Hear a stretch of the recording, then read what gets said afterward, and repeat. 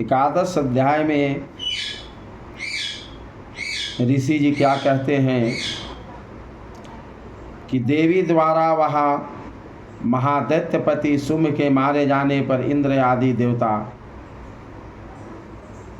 अग्नि को आगे करके उन कात्यायनी देवी को स्तुति करने लगे। उस समय अभीष्ट की प्राप्ति होने से उनके मुख कमल दमक उठे थे और उनके प्रकाश से दिशाएं भी जगमगा उठी थी। देवता बोले कि शरणागत की पीड़ा दूर करने वाली देवी हम पर प्रसन्न हो, संपूर्ण जगत की माता प्रसन्न हो, विश्वेश्वरी विश्व की रक्षा करो। देवी तुम ही चराचर जगत की अधीश्वरी हो, तुम ही इस जगत की एक मात्र आधार हो, क्योंकि पृथ्वी रूप में तुम्हारी ही अस्तित्व है। देवी तुम्हारा पराक्रम अलंघनीय है। तुम ही जल रूप में स्थित होकर संपूर्ण जगत को तुम तृप्त करती हो। तुम अनंत बल संपन्न वैष्णवी शक्ति हो। इस विश्व की कारण भूता प्रामाया हो। देवी तुमने इस समस्त जगत को मोहित कर रखा है। तुम ही प्रसन्न होने पर इस पृथ्वी पर मोक्ष की प्राप्ति करती हो। देवी संपूर्ण विद्याएं तुम्हारे ही भिन्न भिन्न स्वरूप हैं। जगत में जितनी स्त्रियां हैं वे सब तुम्हारी ही मूर्तियां हैं। जगदम्बे एकमात्र तुमने हो इस विश्व को व्याप्त कर रखा है। तुम्हारी स्तुति क्या हो सकती है। तुम तो स्तवत करने योग्य पदार्थों से परे एवं परावानी हो। देवी जब तुम सर्वस्वरूपा एवं स्वर्ग तथा मोक्ष प्रदान करने वाली हो तब इसी रूप में तुम्हारी स्तुति हो गई। तुम्हारी स्तुति के लिए इससे अच्छी उक्तियाँ और क्या हो सकती है। बुद्धि रूप से सब लोगों को हृदय में विराजमान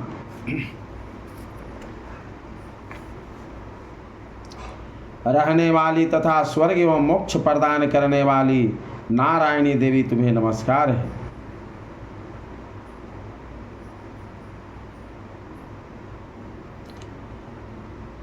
कला वाष्टदी के रूप में कर्मशः परिणाम अवस्था परिवर्तन की ओर से जाने वाली तथा विश्व का उपसंहार करने में सामर्थ्य नारायणी तुम्हें नमस्कार है। नारायण तुम सब प्रकार का मंगल प्रदान करने वाली मंगलमयी हो।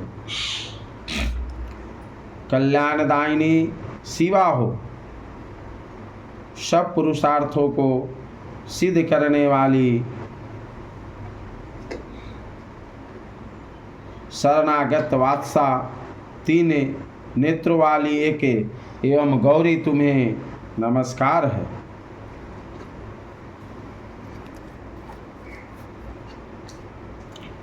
तुम सृष्टि पालन और संसार की शक्ति मृता सनातनी देवी गुणों को आधार तथा स्वर्णमयी हो। नारायणी तुम्हें नमस्कार है। शरण में आए हुए दिनों एवं पीड़ितों की रक्षा में संलग्न रहने वाली तथा सबकी पीड़ा दूर करने वाली नारायणी देवी तुम्हें नमस्कार है। नारायणी तुम ब्रह्माणी का रूप धारण करके हंसों से जुते हुए विमान पर बैठती तथा कुश मिश्रित तथा जल छिड़कती रहती हो। तुम्हें नमस्कार है। महेश्वरी रूप से त्रिशूल चंद्रमा एवं सर्प को धारण करने वाली तथा महान वृषभ की पीठ पर बैठने वाली नारायणी देवी तुम्हें नमस्कार है।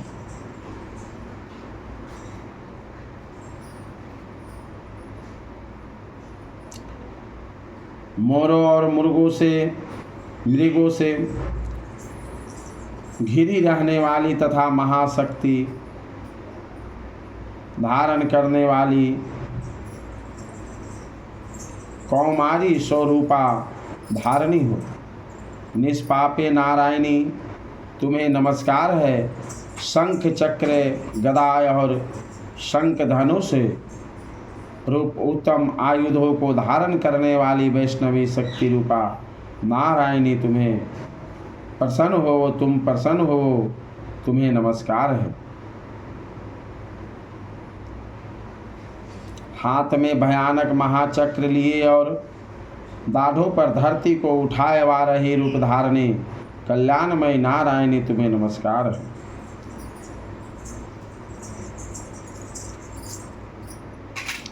भयंकर नरसिंह रूप से दैत्यों का वध के लिए उद्योग करने वाली तथा त्रिभुवन की रक्षा में संलग्न रहने वाली नारायणी तुम्हें नमस्कार है।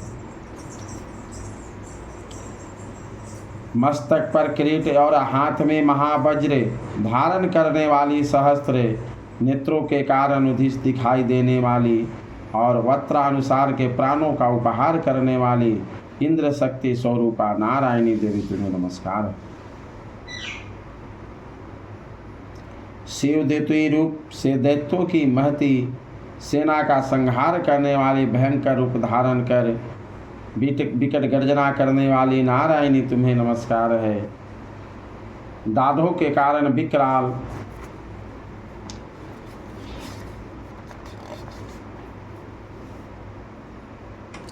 विकराल मुख वाली मुंडमाला से विभूषित मुंडमर्दनी चामुंडा रूपा नारायणी तुम्हें नमस्कार है।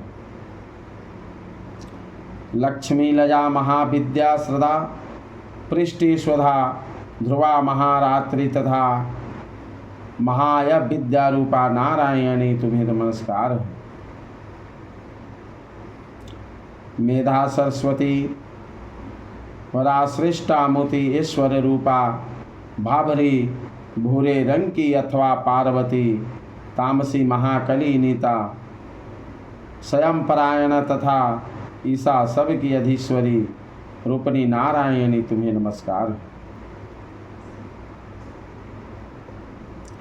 सर्वस्वरूपा सर्वेश्वरी तथा सब प्रकार की शक्तियां से संपन्न दिव्य रूपा दुर्गे देवी सब भयों से हमारी रक्षा करो, तुम्हें नमस्कार। कल्यायणी या तीन लोचनों से विभूत तुम्हारा सौम्य मुख सब प्रकार के भागों से हमारी रक्षा करे, तुम्हें नमस्कार।